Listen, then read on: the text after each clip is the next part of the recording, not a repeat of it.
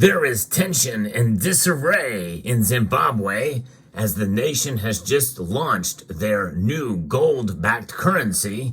We'll discuss it and so much more as we explore.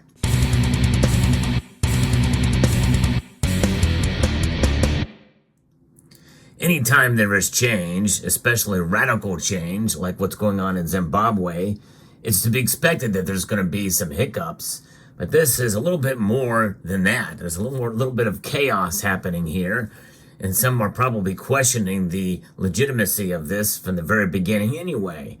We're going to talk a little bit more about that, as well as reference an article here from RFI that discusses what's going on there, as the currency is now about a week old. You know, Zimbabwe has been struggling with inflation, hyperinflation, for many years, since 2008. In fact, that's where this note comes from. This is one of the largest, it's the second largest inflationary note in world history, out of the capital city, Harare, in 2008. And that's pretty important here. In January of 2009, the reset began that quickly with hyperinflation, where these were worth essentially less than $1, less than a US dollar. Now, if you think about that, $100 trillion could almost pay our national debt here in the United States 3 times over. And to think about the inflation that was there compared to here. Now, there really is no comparison. Our dollar here in the United States is we have a 3.5% inflation. And there was in triple digits many times. So let's talk what's going on in Zimbabwe right now. Zimbabwe's new gold-backed currency is designed to fight inflation and wean the economy off the U.S. dollar. And I'm going to stop right there. They're not the only nation in the world, as you know. It's been a coordinated effort to many extents of many nations to try to wean themselves off the United States dollar. That's de-dollarization that's happening to this day. I think this is why many nations are buying gold, and that is what's helped prop the gold price up. Because they don't want to be on the business end of the weapon of the United States dollar, because that's what's going on. But among many other things, even though it is the most trusted currency, it is still losing value. The nations don't like that either. It's just losing value less than other nations' currencies around the world. In fact, it has suffered a chaos. The weaning off the United States dollar, and it suffered a chaotic start, as with shops accepting only U.S. dollars and Zimbabweans queuing up outside of banks for hours to access their savings.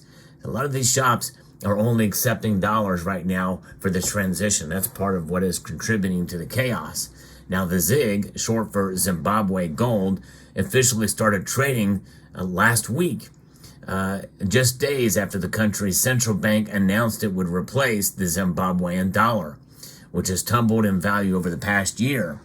In March, inflation reached a 7-month high at 55% for their currency, whereas ours is ticking up again to 3.5%. Now, you think about it, we started to see disinflation in this country that was occurring when it reached a 40-year high at 9.1%, and now it dropped down to just above 3, maybe 3.1%, and now it's up to 3.5%.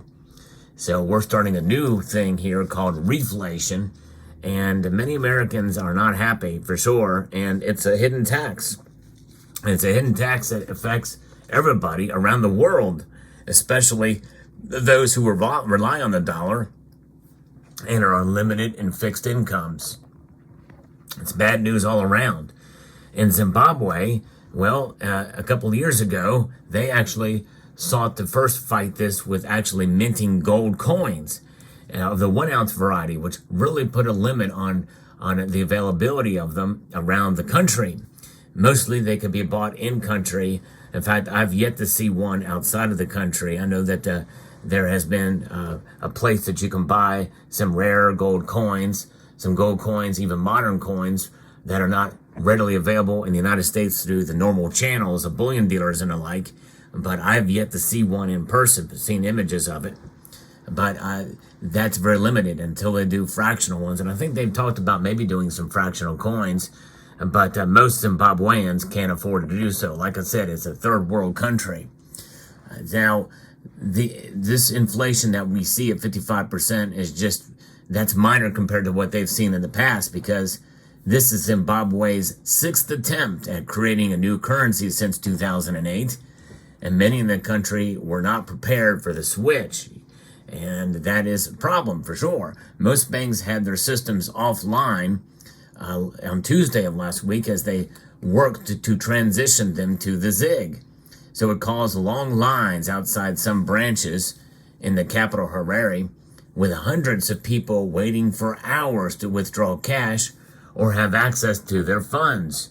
And so when you think about it, you know, they don't have anything. Their currency is kind of in transition. What a time what a situation to be in.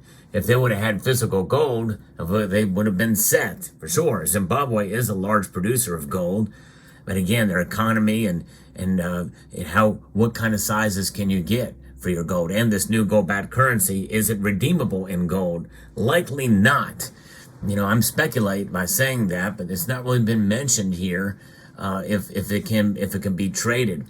But the notes and the economies means that the lowest denomination you can probably get in gold would likely be in little gram pieces, and to be able to get gold in a size like this, good luck.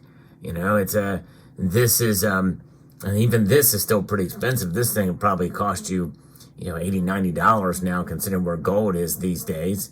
It's insane. But that is what they're dealing with. And even so, how else are you going to get gold in quantities much smaller than that? And how would you hold it? How would it be produced? And how would you make that work? My guess is they've not gone that far yet, and it wouldn't be tested anyway, likely, because it's just easier for them to carry notes, which means that it is highly susceptible to further corruption. And if it is corrupted further, then that experiment should not be blamed on gold, but on the humans that are in charge of it. Anything that humans touch is susceptible to that. So with these long waits, and seeing the currency swap old banknotes already of little value, they have become worthless as they're traded in. In the Harare suburb of Kambuzuma, children played in the streets with wads of cash. It became completely worthless. It was in the streets. And that's what happens to fiat currencies. They eventually die. And sooner or later, this currency will die. Even the United States dollar will eventually die. It'll be reset and replaced by something new. Now, there are notes that can be redeemed, and if you're going to have a redemption situation, I think silver would come into place here. This is actually one of my better old currency silver certificates. $1 silver dollar, this is a series of 1928. And this is back when you could actually take one of these and switch it out for 10 of these, 10 silver dimes. Yeah, when you think about it, that's just making change. Of course, there was a time later when silver actually circulated as money, as currency, and then you traded it out, and you could get your silver dimes, because that's where the real value was, is in the metal. It just happens to be it's your pocket change. 10 silver dimes for $1 silver dollar note, payable to the bearer on demand. Pretty cool. And this is one of those situations. Now, after silver stopped being circulated, these notes still continued to circulate, and they could be redeemed. And you had a little vial. Actually, I have one of those vials. I might show it in a future video. And you could trade it for a vial of silver shot, essentially. Until then, well, you got yourself 10 silver dimes. And we know that the value of this compared to this, there's no comparison, even though they had the same denomination on them. By the way, here's what the back looks like. I think this is what's referred to as the funny back, if I'm not mistaken. I'm not a currency expert, but pretty cool. Really rich colors on this note. I'm proud to have it in my collection. I found it going through here, and this is just a reminder of what our money used to be. It used to actually be backed by something where you could actually make change for it, literally, in silver. In this case, much harder to do with just pure gold. So now we see children in the streets playing with wads of old Zimbabwean notes. Other notes laid abandoned on the pavements of the central business district in the city. No one even stopped to pick them up. And getting a hold of new ones was impossible. It literally was trash. And by the way, those who say cash is trash, or it's not worth the paper it's printed on, honestly, if you were to see one of these dollars laying in the street, I guarantee you'd pick it up, even if you're a multi-billionaire, because it does have that fiat designation. It is worth something. We use it even to buy gold these days. Gold is denominated in dollars. And even though it's bad, it's not as bad as other inflationary notes out there and around the world. And I'm not defending the dollar. Really, well, I guess I am to some extent, but we are to blame because we have faith in it. And we vote for the politicians who continue to devalue it. And of course, the whole Federal Reserve System is another thing of its own.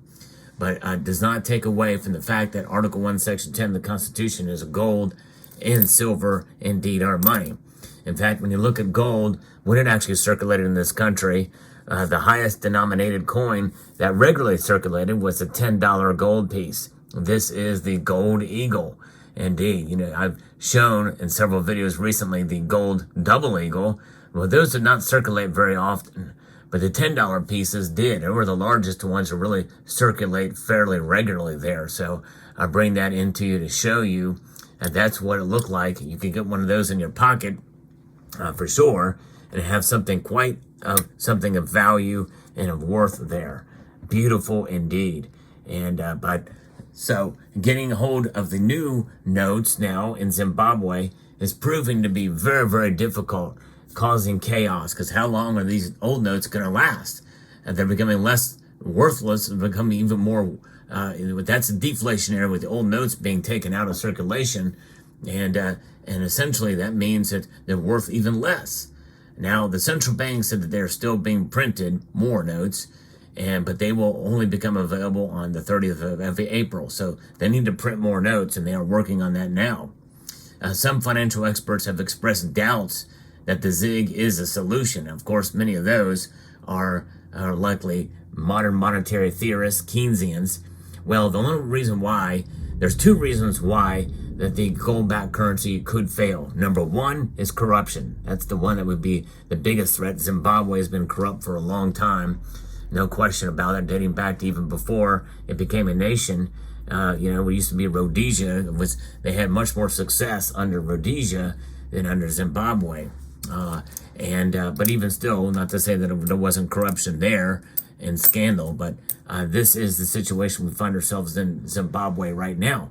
The other more likely situation is going to be just poor management of the gold-backed currency. And that seems to be the launch is under some chaos now because of poor management and handling it. So we'll see how it goes, but I'll keep an eye on this.